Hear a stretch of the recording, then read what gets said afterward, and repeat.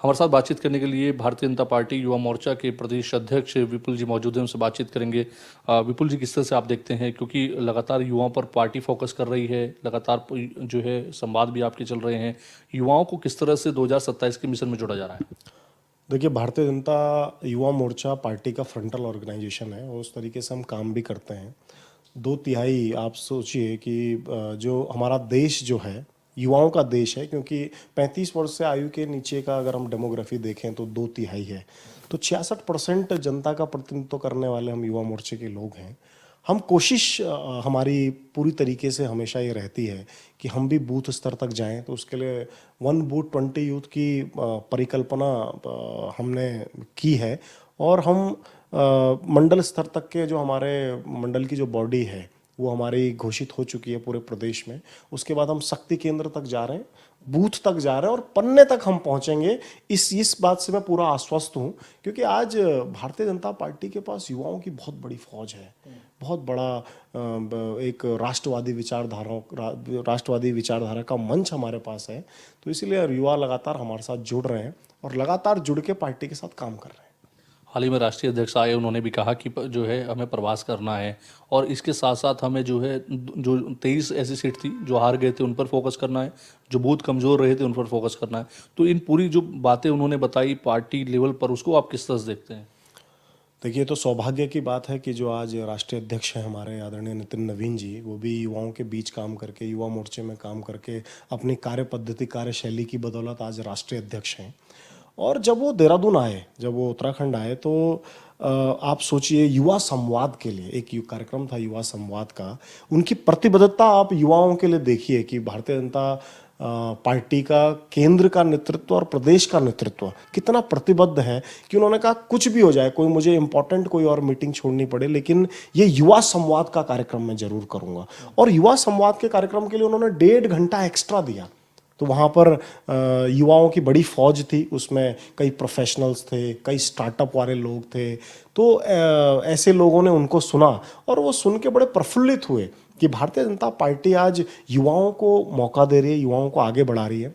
साथ में हम बूथ मैपिंग भी करते हैं, जहाँ पर हम कमज़ोर हैं अपने आप को मजबूत करते हैं, जहाँ मजबूत हैं हम और मजबूत करते हैं। तो युवाओं को जोड़कर, क्योंकि भारतीय जनता युवा मोर्चे का यही काम है, युवाओं के बीच काम करना, जो है राष्ट्रवादी युवाओं को पार्टी के में शामिल करना, न्यू ब्लड को पार्टी में लेकर आना।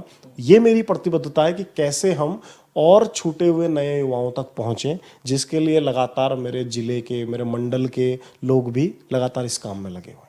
अच्छा, आप के ऊपर भी एक बड़ी जिम्मेदारी है, क्योंकि हैट्रिक लगाने की बात हो रही है, इस बीच प्रवास और बूथ तक की बात हो रही है कि पन्ना प्रमुख बूथ तक जाना है, जो बूथ हैं उनको मजबूत करना है। पार्टी हमेशा ये बूथ जीतो चुनाव जीतो की रणनीति पर काम करती है। तो आपके सामने इस बार एक बड़ी चुनौती ये भी है, क्योंकि फैक्ट्रिक की बात है। तो आप किस तरह से इसको लेकर के काम कर रहे हैं और युवाओं को किस तरह से जो है मूल मंत्र दे रहे हैं कि आखिर हमें किस तरह से जीत हासिल करनी है? देखिए, हमारा तो मूल मंत्र पार्टी का है कि मेरा बूथ सबसे मजबूत। अपने बूथ को मजबूत करने की स्थिति हम किस तरीके से बना पाएं, ये हम लोगों के बीच लेकर जाते हैं। बड़ी बात और सबसे अच्छी बात ये है कि भारतीय जनता पार्टी की केंद्र की और राज्य की सरकारों में जो इतने लाभकारी काम हुए हैं, उसके कई लाभार्थी, लाखों की संख्या में लाभार्थी जो है उत्तराखंड में निवास कर रहे हैं। उन उत्तराखंड के निवासियों तक भारतीय जनता युवा मोर्चे का कार्यकर्ता पहुंच रहा है और उनसे संवाद बना रहा है। क्योंकि ऑब्वियसली जब आप आयुष्मान कार्ड जैसी योजना से लाभान्वित होते हैं, आप सोचिए एक ऐसी योजना जो उत्तराखंड के प्रत्येक परिवार को 5 लाख रुपए तक की मदद मेडिकल एड के तौर पर की जाती है, तो अपने आप में गरीब उत्थान का इससे बड़ा काम नहीं हो सकता। तो ऐसे लाभार्थियों के बीच में हम जाते हैं, उनसे बातचीत कर रहे हैं। और भी फिट इंडिया, खेलो इंडिया, आप सोचिए कि आज चहुमुखी विकास और सतत विकास की ओर भाजपा देख रही है। तो लगातार इन लोगों के बीच जाकर हम बात कर रहे हैं और अपने संगठन को और भी, हमारा तो संगठन वैसे भी बहुत मजबूत है, लेकिन और भी हम युवाओं को जोड़कर और मजबूत हम अपने संगठन को कर रहे हैं।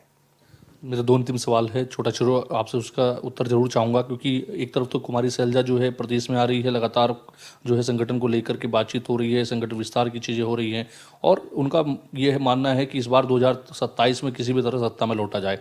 दूसरी ओर युवा जो है नाराज़ होते हैं, जंतर मंतर पहुँचते हैं, एक नई पार्टी जो है इस बीच जन्म लेती है। दोनों सवालों को किस तरह से आप देखते हैं? देखिए, अगर मैं कांग्रेस की बात करूंगा, खैर बहुत ज़रूरत है उनको अपने खुद को मजबूत करने के लिए, क्योंकि इस समय जिस तरीके से माननीय पुष्कर सिंह धामी जी की योजनाओं ने उत्तराखंड को लाभ दिया है, माननीय नरेंद्र मोदी जी की योजनाओं ने उत्तराखंड को लाभ दिया है, उनके लिए बहुत मेहनत करनी पड़ेगी। और वो सिर्फ बोलने से और वो सिर्फ कुछ भी अनारकी फैलाने से नहीं होगा। और मुझे लगता है कि कांग्रेस का संगठन इस समय ऐसा है, ये आते हैं, बैठकें करते हैं, उसके बाद धरातल पर इनका जीरो काम है। There is zero ground mobility in Congress. तो अब ये कुछ भी कर लें। अब आप देखिए इनके राष्ट्रीय नेतृत्व ने किस तरीके की नज़ीर पेश की। राहुल गांधी ने कहा कि मैं उत्तराखंड आऊँगा। उत्तराखंड आना तो उनका हो नहीं पाया, उनके पोस्टर ही दिख रहे हैं। वो बेचारे जो कांग्रेस के कार्यकर्ता थे, उन्होंने पोस्टर लगाए थे अपने कि राहुल गांधी जी का स्वागत, अभिनंदन। राहुल गांधी जी अंडमान में स्नॉर्कलिंग करने चले गए। तो ये तो उन लोगों की मैच्योरिटी है। आप देखिए हमारे प्रधानमंत्री जब बोलते हैं तब आते हैं।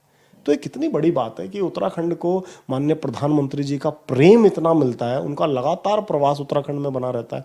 तो ये कांग्रेस को भी थोड़ा देखना चाहिए इसको कि भाई कुछ तो सीख लें, भारतीय जनता पार्टी से कुछ तो सीख लें। तो मुझे लगता है कि ये उनको सीखने की ज़रूरत है। और जहाँ तक आपने जंतर मंतर और वो कॉकरोच जनता पार्टी की बात की, हमको तो पता ही चल गया ये सब सारे मीडिया के माध्यम से, सोशल मीडिया के माध्यम से, कि आज जो उनका वो फाउंडर मेंबर है जिसने ये इंस्टाग्राम पे ये बनाया था, उनके टाइज आम आदमी पार्टी से निकले हैं। तो विपक्षी पार्टी के नेताओं के चेहरे में आज इतना दम नहीं रह गया कि भारतीय जनता पार्टी को हेड ऑन जो है मुकाबला कर सके। तो आज ये कॉकरोच का सहारा ले रहे हैं, कह रहे हैं कि हमारे पार्टी मतलब विपक्ष की पार्टी के नेताओं के चेहरे से ज़्यादा दम तो कॉकरोच में इन लोगों को दिख रहा है। तो आप सोचिए कि किस हद तक ये लोग गिर गए हैं, ये लोग किस हद तक एनार्की फैलाने के लिए व्यवस्था विरोधी लोग ये हैं कि हम कुछ ना कुछ करके क्या हम कर सकते हैं। तो ये लेकिन ये इसमें सफल नहीं हो पा रहे, क्योंकि भारत का जो जेनजी है वो राष्ट्रवादी लोगों के साथ है, वो भारतीय जनता पार्टी के साथ खड़ा है और लगातार खड़ा रहेगा जब तक 2047 तक भारत जो है विकसित भारत नहीं बन जाता। माननीय प्रधानमंत्री मोदी जी की जो परिकल्पना है और जो उनका संकल्प है वो युवाओं के मजबूत कंधे से ही है। तो जरूर जो है देश का प्रत्येक युवा इसमें अपनी आहुति डालेगा और 2047 में हम एक विकसित भारत के रूप में हों।